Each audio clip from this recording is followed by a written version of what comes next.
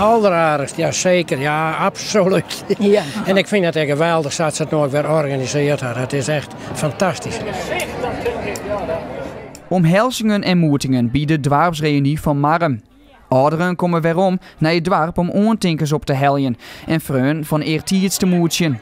Zo komen Piet en Titi Vellinga uit Akrum. Het stel had een hielskoft in Marm wennen. Maar het eerst even een show even om je heen en dan denk je, ik ken geen één. Maar ook steeds, als je goed ziet, oh, daar zie je van die en die en daar zie je van die en die. En toen we hier binnenkwamen, toen ben we wel om heen gereden over Halde Streetenzoon.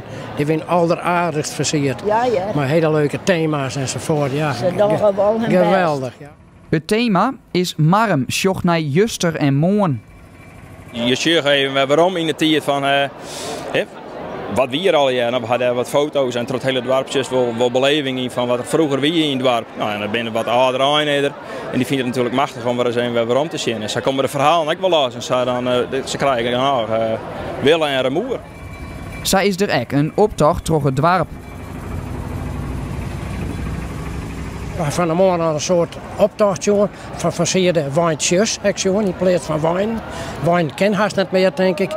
Maar we went vroeger in het boerderijtjebuis in de score, daar versieren ze altijd de wijn voor de optocht.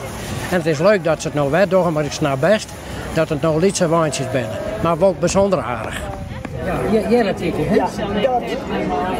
En nou ben je ook al je foto's en dan is het ik van Juster en Moon. Ja. Dus die hing je hier helemaal door het dorp in en dat vind ik geweldig. Want daar zie je wel aan even naar wat wij wennen.